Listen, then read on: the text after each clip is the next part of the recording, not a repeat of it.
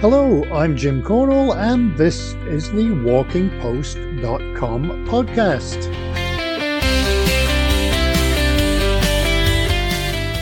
WalkingPost.com is the news website dedicated to walking, with all the latest on books, festivals, health, gear, events, trails, fitness, and more. This podcast is number 41, going out on February the 20th, 2026, that is, in case you've discovered this podcast many years from now. Absolutely nothing going on here, just doing interviews, watching a bit of Winter Olympics, looking out of the window, and the rain. Really looking forward to spring walking again, even though I could go walking in the rain. February the 20th is Comfy Day, Caregivers Day, and Love Your Pet Day. I think that every day is that for most of us. And it's Yukon Heritage Day. When I first moved to Canada, obviously I had studied, so I knew about the Yukon Territory. But then on the radio we had Yukon in the March Madness basketball. And it took me a minute to click that Yukon the Territory is not Yukon the University, Yukon being short for University of Connecticut. Now that could have been embarrassing. February the 20th in 1872 was the first performance of Tchaikovsky's Swan Lake, and it's the birthday of Rihanna, Ivana Trump, and Steely Dan's Walter Becker. So let's move on. Last time we chatted with Jason Lennox from the One Arrow Foundation, who last year launched the Recovery Road, a collective walk for mental health and substance use. This week we have another long-distance walker on the show from New York State, and the difference here is that Ken Posner walks barefoot. Obviously not all the time, but on hikes and for some running races. Before we get going, if you do have news, guest ideas, or even subjects to cover, or comments, or you want to advertise, please do get in touch via walkingpost.com, or you can just email me directly at jim@walkingpost.com.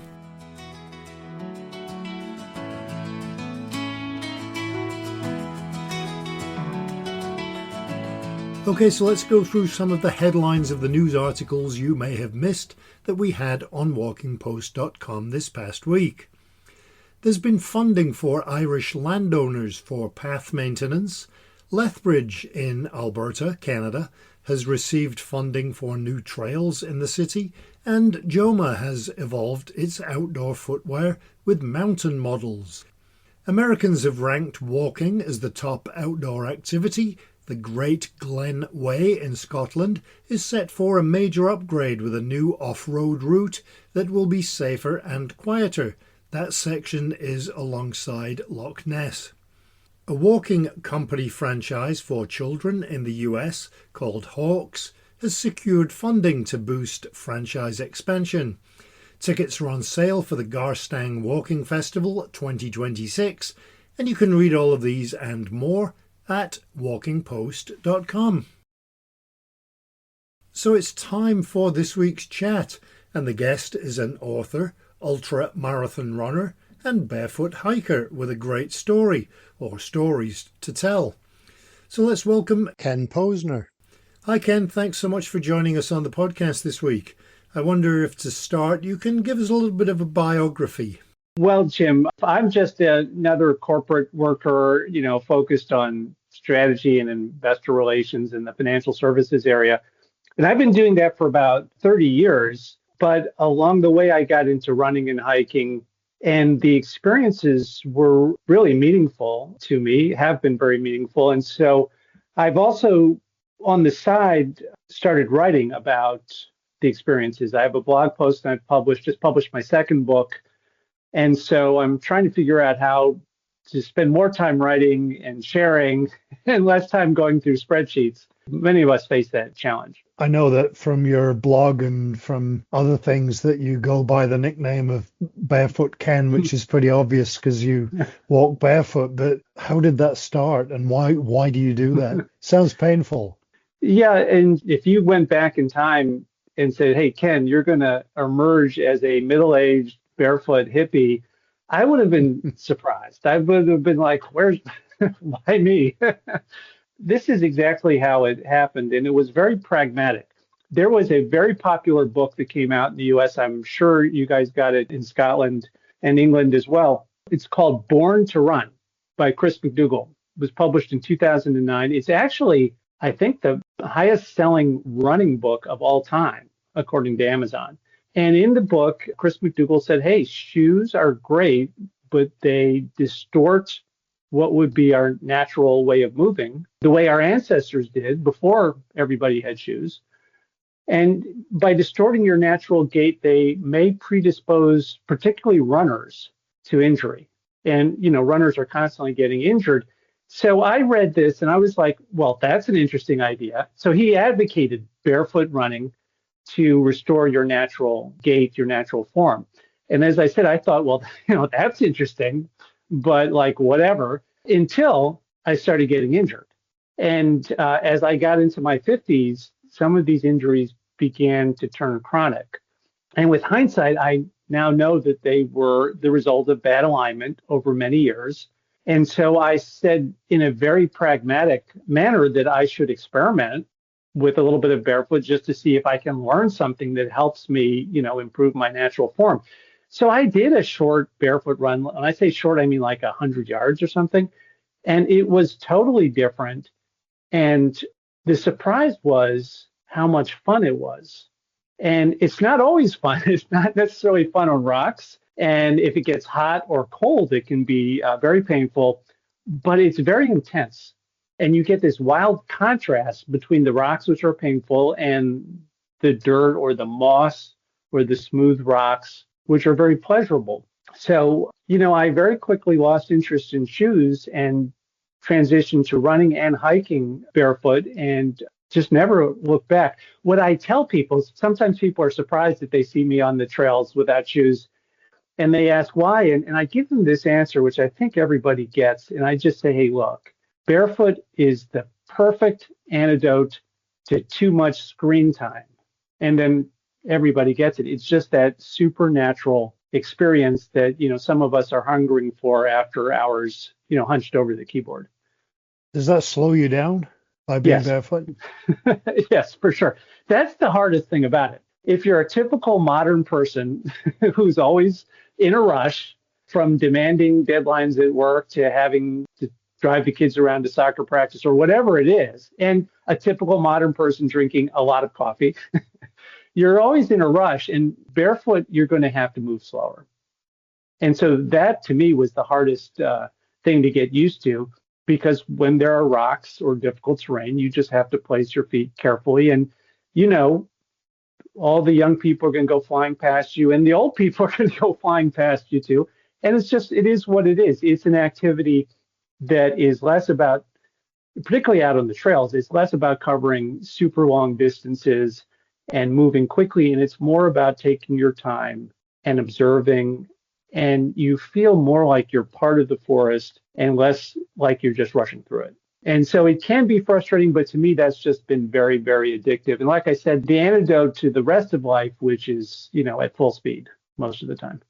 Are there any dangers associated with it? I don't mean health-wise, but... Yeah, I mean, you're obviously your feet are unprotected. But here's what happens. Once you take your first step barefoot, you're going to switch back into mindfulness mode. You're going to pay attention to where you put your feet. Feet are very important. They will take care of themselves. If you're being too aggressive, they will slow you down and then they will stop you. I keep track in my training log. And so it's been like 10 or 11 years now. And I just crossed my 15,000th mile of barefoot running, hiking, and walking. And I really haven't had many injuries to speak of. Like I ran a trail race in Texas and I stepped on a thorn. Okay. So it hurt for a bit and I was hobbling around. I had to get some tweezers and pull it out and then I was fine. That's the kind of risk that you're facing, but as long as you're careful. Did you have to change your walking technique at all? I mean, other than just being mindful and watching where you're stepping, does it change your gait? Yes, it does. And I would draw a contrast between running and walking. If you want to transition to running barefoot, that's something you have to do slowly over time because the gait is a little bit different. and you might be asking tendons and ligaments to stretch, an extra millimeter or two in a different direction. And that's a lot for them. So if you rush into barefoot running, you do run the risk of injuries, but walking is pretty easy. And I lead some intro barefoot workshops, and people just show up, and the young people like fly off down the trail. And I'm like, hey, wait for me. And the older folks will take their time, but they're able to get up a mountain first time without shoes. So I think it's very natural. Now, what will happen is over time you will start to change. And so, for example, if you read physical therapists like Jay DeSherry, he writes about, seeing a lot of runners and other people who don't engage the big toe appropriately. And I remember reading that in his book on running years ago and going, that's interesting. But as I started walking and running barefoot, I noticed that, you start to really think about the big toe to balance out your feet, and that really activates the arch. So again, the challenge with shoes is they make it easy for your feet to be lazy, and you don't really feel the ground, and you don't necessarily activate the muscles the way you would naturally. So that would be an example. Another example is you might walk in a little tiny bit of a crouch to get your legs working as shock absorbers. And the other thing too is it really teaches core engagement. So your lower abdominals, the glutes in particular. And I remember physical therapists, they're always like, runners don't use their glutes.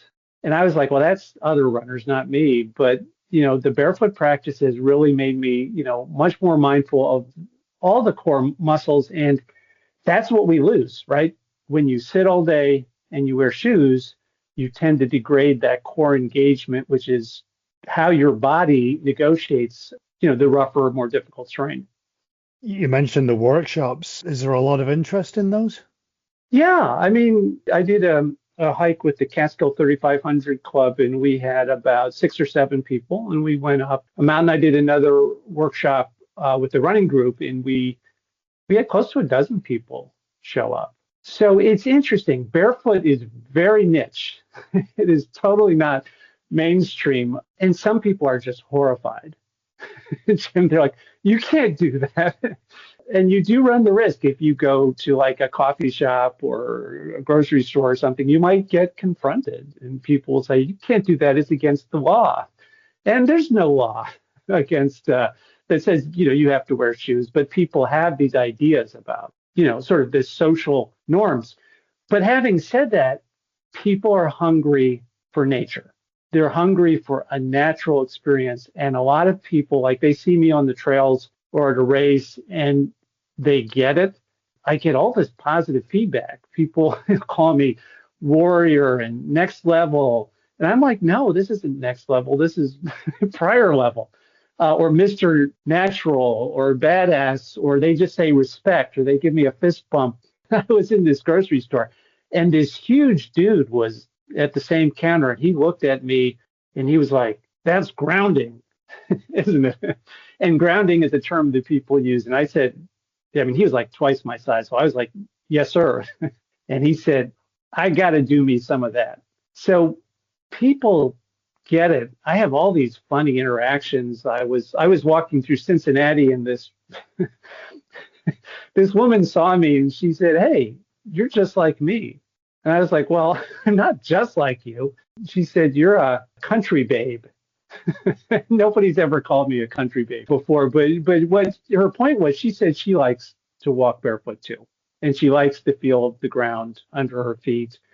And she was teasing me a little bit. But yeah, so a lot of people get it. It's one of those things that, most people are reluctant to try something new unless they're with a group or have somebody to tell them how to do it. So I think one of the interesting things about the internet and going online is that you can discover people that have the same kind of interests. You think that you're the only person in the world that does a certain thing, and then right. You find that there are millions of them. Is there a barefoot walking community that you communicate with? And oh, for sure. And again, it's in today's world, you're unlikely to see people, but we're out there. And so there are groups on like Facebook. So there's barefoot running groups, there's barefoot hiking groups, There's a group called Society for Barefoot Living, which is more about barefoot as a lifestyle. So yeah, there's lots of groups and people around the world. I was just looking at a post, and I don't know where in Europe the woman lives. Her name sounded Czech, possibly, but she was just had pictures of herself out on a hike. She was hiking barefoot in snow all day. That's not something that necessarily I can do, and people's capabilities are different. So don't, for your listeners, don't rush out and try that without being very thoughtful and mindful about what you're doing. But, people have been barefoot for hundreds, thousands, millions of years. And, I was reading a book about a trek in Nepal, and the Sherpas and porters were barefoot even during the first snows of fall. Now, once they got up at altitude, they put on shoes, but they didn't bother when it first started to snow. I'll tell you something funny. I discovered my mom mentioned my great grandmother, Bessie, when she grew up, she was barefoot. And she grew up in Eastern Europe. Why was she barefoot? She was an orphan. Nobody had shoes to share with an orphan. So, shoes have been around for a while, but that doesn't mean everybody had them.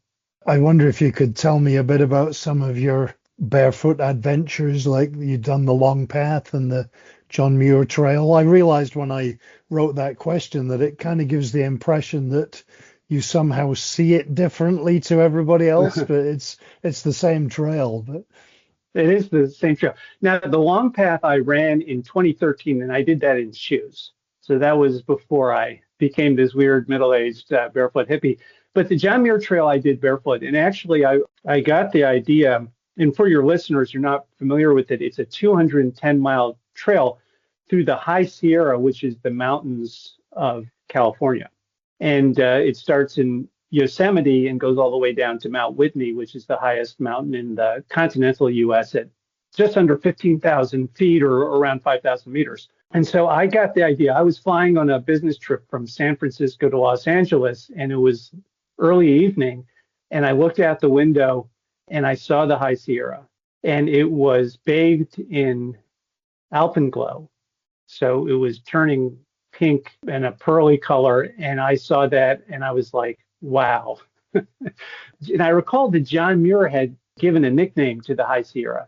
He called it the Range of Light. And I totally got it. And I was like, I have to go out there and see this mountain range close up and experience it the way John Muir did. So in 2020, during the pandemic, I went out and I completed the 210-mile trail, and I did it mostly barefoot. By the way, I was just at this point getting into barefoot hiking, and sort of on a whim, I just decided to do it barefoot, and I had no idea what the trails would be like. So it was a huge adventure for me. And the interesting thing is the trails are beautiful, sandy, a very soft gray sand, and very comfortable to walk on in the valleys. But when you go over the mountain passes, they're all rock and quite difficult. So on this trip, I made it about 70% of the way barefoot. And there were a few spots where I had to put on shoes. And there was one point in particular, which I remember I was going on a steep downhill. And downhill is harder barefoot because you can't run down. You can't bomb down. You've got to lower yourself down. And when you're just starting out, that's actually harder than going up. So it was downhill. It was a mix of sand and rocks. And it had a southern aspect, so it was getting the full brunt of the sun. And of course, I showed up at like 11:30 in the morning, and the sand was getting really hot. So I couldn't. I mean, it would have taken me all day and all night to get down that. So I put on shoes. I had a great experience nonetheless. But Jim, I guess I'm a stubborn guy because I wanted to do it barefoot, and 70% is not the same as 100%. So I came back the next year, and this time I did better. I got about 80% of it done, but I had some logistics resupply problems. So I came back one more time in 2022, and I gave myself a few extra days, and I arranged a mule train to drop off my resupply, which is the best way to do it. And I did the whole thing. And it ended up being one of the most difficult, but one of the most meaningful experiences in my life. And there were points where it was fun, and there were points where it was hard. And I just thought back to, like I was saying, our ancestors. If you go back far enough, they didn't have shoes, or sometimes they did. And there would have been times when they had to cover long distances and their feet would have hurt, but they would have had to keep going. And that was what I was experiencing.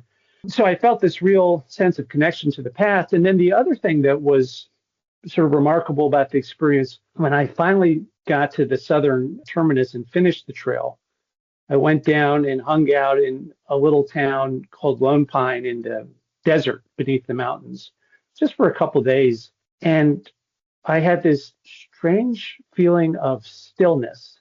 Like for a day or two, the world just became totally quiet. And then after a day or two, all the social media alerts started beeping again and all the noise came rushing back. And I just thought, there is this stillness out there that many of us seek, but you may have to do something very natural to obtain it. So that was my experience. And so the John Muir Trail was a very, very special experience for me. And before we started, I was mentioning the John Muir Trail or the John Muir Way in Scotland. Is that on the bucket list? Well, it is now. I'm a big fan of John Muir, as many people are in the U.S. And as we were talking, he thought it was really important for people to connect with nature, and that's what you and your podcast and your son with your videos, you're trying to remind people of that too, and that's what I'm trying to do too. And I don't know, Jim, as I get older, I need, more nature, not less. And so I'm very appreciative as a U.S. citizen for the work that John Muir did that resulted in large sections of the High Sierra being preserved. Can you imagine if, they could have turned it into a shopping mall and that would have not been a good outcome? Although having said that, I guess there are legislation going on to try and reverse some of it now, so that's not necessarily a good thing. But by the way, I live in New York, and New York is a real conservation success story. And we have beautiful areas like the Catskills and the Adirondacks that were preserved by active government. But it's not just that. There are a number of not-for-profit organizations that are active in New York working on conservation. So I was part of an effort with a group of organizations. We raised altogether about $500,000 to buy 100 acres that contained a beautiful waterfall, and just to make sure that would be permanently preserved. Because if a private landowner owns that land and decides not to let people in, then you lose access to one of the just most stunning, iconic waterfalls in the southern part of the state. So there's a lot of people work at that, and that's part of the New York success story, is both the government and these grassroots efforts to preserve. And, in some places we have thousands of acres preserved, and a lot of it was one small parcel at a time over decades. You have something called the 1,000 Mountains Project. What's that? Part of the story of what I've done in recent years, I started out doing a lot of ultra marathons, and I was trying to go after records in some cases. But as I mentioned, as I got older, I started to struggle with injuries, and that's part of the reason I adopted the barefoot practice. As I began to do more hiking, it wasn't just about trails like the John Muir Trail. I do a lot of peak bagging, what we call peak bagging. I think in Scotland you call them Munros. Well, there's different levels depending on the height. Yeah, but the Munros are the highest, although they're not very high. But yeah. Well, we have similar mountains in New York. They're 1,000 meters, or in some cases they get up to 2,000 meters, but that's about it. So I did a project that involved a large number of climbs, and I did much of that barefoot, not in the winter, but in the summer, in the spring, and the fall. And so a couple of years ago, I was thinking about what should I do now? Because to me, projects are a way to organize. And actually, it's interesting, just as we started talking, there is an overlap between, the corporate, modern, digital world and what we do in nature. And being organized is part of both worlds. It's a natural human skill. And so I love the idea of having a project that I can work on over time. And so the 1,000 Mountains Project is my personal goal of climbing 1,000 mountains barefoot in my lifetime before I get too old to do this. And right now the count is 604. And some of these mountains are really small, like they're not even 1,000 meters. They might be 300 or 400 meters. but they're still mountains. Somebody gave them the name of peak or mountain because they had that special quality. I've done some taller ones in the US, in Colorado, we have 14,000 footers, which would be about 3,000 meters, 3,000 or 3,500 meters. But it's just a multi-year project, and it gives me a lot of excitement as I think about, okay, it's 2026. Right now, there's snow everywhere, so I'm not doing anything. But where am I going to go this year, including my backyard here in New York, to maybe I'll go to California, or maybe I'll go back to Colorado. So it gives me a lot of excitement to think about what I'm going to do. And then I love making progress on my list. And then each experience is so special and so meaningful that it gives me that foundation to my life that if I face challenges at work or in other areas, at least I have the experiences in the mountains to fall back on. Could you tell me a bit about your books? I guess you've just got a new one. Yeah, and thank you, Jim. And I'll mention Chasing the Grid, which is available on Amazon, is my latest book, and it's about that peak bagging project I was just mentioning. This is from about 5 or 7 years ago, and I was starting to deal with injuries, and I was also facing some challenges at work. We had a bit of a slowdown, and the opportunities were diminishing, and I was feeling a little bit down in the dumps. And I discovered this project to hike a list of 35 high peaks in the Catskill Mountains, but there was a more advanced level, which was to do them in each month of the year. So it ends up being a big project. And this is called the grid. And the grid is like a table where you keep track of the mountains on the left and the months across the top, and you fill in this grid. It's a total of 420 climbs. So it's a big project. And it took me 2 years to finish it off. But that's the story of this book. And it was, again, such a meaningful experience for me. It was a chance to really get to know the mountains well, because you do each of them in all times of the year. And along the way, you get to learn about yourself. And you learn about the natural side of yourself that you experience in a natural environment. And it was very meaningful to me. And so part of the experience was the change I went through, because I started this project being more of a conventional ultra runner. And by the time I was done, I had become a minimalist and a barefoot hiker and runner. And that was part of the transformation that the mountains caused me to go through. And, you can, if you let them, the mountains will teach you about yourself. That's the point of the book. The other book I'd mentioned, this is a few years back, but we talked about the long path. This is called Running the Long Path, and it's also on Amazon. And this was back in my shoe days, and it's about my efforts to set a new record on this trail. And so it includes the drama of running for 9 days and getting lost and rained on and facing porcupines and blisters and all the rest and running out of food. But at the same time, I'm trying to weave in the history of New York and the voices from the past, like John Muir or Emerson or Thoreau, who are other American transcendentalist heroes. And the transcendentalist movement was simply the view that nature is the source of energy and creativity. And even in the 19th century, they were warning that people were moving indoors, becoming sedentary, losing their connection with nature, and they saw that as a problem. If they were around today, they would be very surprised. And the real question for all of us today is, where are we going to draw our strength and our energy, from nature or from AI? And, there are people who think, well, we'll all merge with technology, and they may be right. But my bet is, for as long as I'm around, that my bet is that I actually need to stay deeply connected with nature to be effective in life. Probably a lot of people are waiting for, elevators or walkways up all of those mountains. Let me make one last comment on Barefoot, if I could, because, Jim, there's ultra marathons and, people through hike the Appalachian Trail, which is 3,000 miles. So there are challenges for the very fit and often the very young. But with Barefoot, and this is what I think your listeners might appreciate, Barefoot creates the natural connection in the intensity.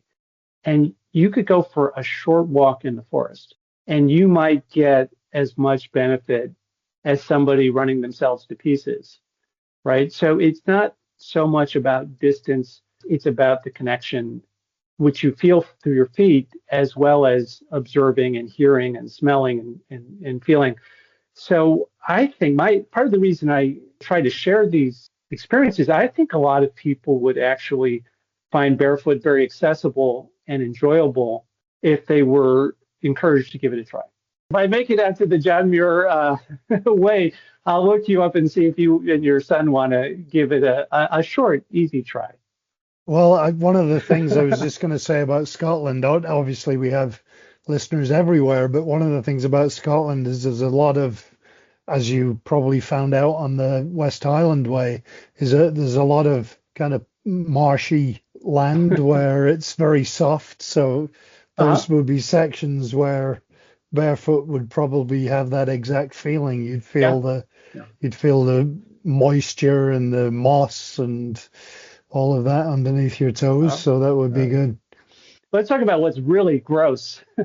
That's soggy shoes and socks, right? So whereas in bare feet, you just walk through it all and it all rolls off and your feet dry off. Anyhow, so that's my pitch to your listeners. Yeah, no, exactly. Well, and I think as well, sometimes I know that when you get tired, you could care less, but when you start a trail, often the first couple of miles, if you come to a muddy bit or a bit with water going across it, you kind of step over it or try and go around it. And I assume that when you're barefoot, you just don't care. You would just go straight through the middle of that. So that's probably another good thing, is you don't get all hung up on the mud and the water. Right. As long as it's not too deep. There are some trails in the Adirondacks where the mud pits are like knee deep, and so they lay really thin sapling trunks across the top, and so you have to tiptoe across like you're on a balance beam. So nobody wants to sink up to their knees in mud. But yeah, otherwise it's not a problem. I noticed as well that you're a board member for the New York, New Jersey Trail Conference. Could you tell me a bit about that? Oh, absolutely. The Trail Conference is a not-for-profit organization, and its main purpose is to maintain the trails in the Hudson Valley of New York and also New Jersey. And so we have a really sizable workforce of volunteers. We have 2,000 volunteers, and we are responsible for maintaining, around 2,100 miles of trails. And, maintaining means going out, mostly clipping back the vegetation, because it will eventually reclaim the trail if you don't trim it, and painting blazes, and if trees fall down, calling a crew of chainsawyers. And we also build trails and we publish maps. I mentioned the Long Path. That's a 350-mile trail in New York, and the Trail Conference developed it and maintains it. And that's what I was running in the book I mentioned, Running the Long Path. And so I would invite you, Jim, or any of your listeners to come visit us in New York and check out the Long Path. It's a medium-sized trail, 350 miles, but it goes through the most lovely areas of the Hudson Valley, the Catskills, Harriman State Park, the Palisades overlooking the Hudson River. And, we have spectacular foliage in the fall, and the spring and summer are very mild. If anybody is interested, have them contact me, and I'll set them up with volunteers in the website, which has all the information so they can plan their trip. Sure, definitely a beautiful part of the world. I used to live in Ontario, close to Buffalo, so we'd be off in New York State quite often. I think there's, especially outside, even within the US, there's a bit of a impression that New York State is New York City and not very much else, and that's just a very tiny part of the state, which is, you want to get across the fact that there's the Adirondacks and the Finger Lakes and there's the Western New York. There's even Long Island has some amazing walks. So.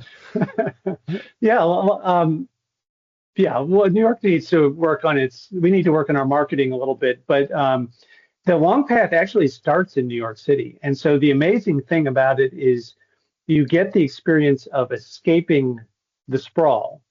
And the farther north you go, the more remote and wild and quiet it gets. So it's very different from the John Muir trails. It's a very different experience. We had an English fellow show up in the early 19th century, Thomas Cole, who was a painter. And he fell in love with the Catskills, which are sort of at the halfway point for the long path. He said something, which is one of my favorite quotes. He said, "We still live in the garden. The wall that shuts us out from Eden is simply our own ignorance and folly." And so he felt that the Hudson Valley, where the long path goes through, sort of is the Garden of Eden if we would just open our eyes and recognize it. So what's next on your list of either trails or book projects? Well, I'm going to keep working on the Thousand Mountains project, which has become a big passion for me. I was just out in Phoenix, Arizona over the winter since it's too cold here. And I had some fabulous experiences there. And although, the goal is not to rush through it, it's meant to be a multi-year project. And I'm still trying to keep up with my running. So I've got a couple of races later this month out in Nevada. I struggle with this problem like many of us do, trying to find balance in life. And I love running and I love hiking. And so I struggle to balance the two. And then there's work and other things as well, but that's what's next for me.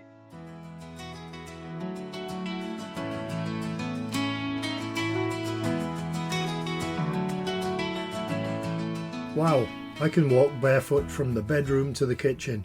On the bright side, with such big feet, I wouldn't have to worry about not being able to find the right size shoes. Amazing feats there, and Ken is a really humble person, so his achievements really are hugely impressive. On the website, you can check out a link to some of his work and maybe even pick up one of his books off Amazon. I have to agree with Ken that New York State is totally amazing as a place for hiking. It's got Niagara Falls at one end, New York City pretty much at the other, and lots of incredible scenery in between. So that will just about do it for this week. If you do have news or suggestions for podcast guests, please do get in touch through jim@walkingpost.com. I'm always looking for guests, whether it's about a new trail, a new book, new equipment, or someone like Ken who has done an amazing, unusual, or interesting walk somewhere. And we have a few more of those coming up in the coming weeks. So I hope you enjoyed this week's walkingpost.com podcast, and I hope you have a great week ahead, hopefully with a walk somewhere. Don't forget your gloves if it's chilly. Until next time, happy trails. Walking Post from walkingpost.com is an Air Coastal Media Limited production.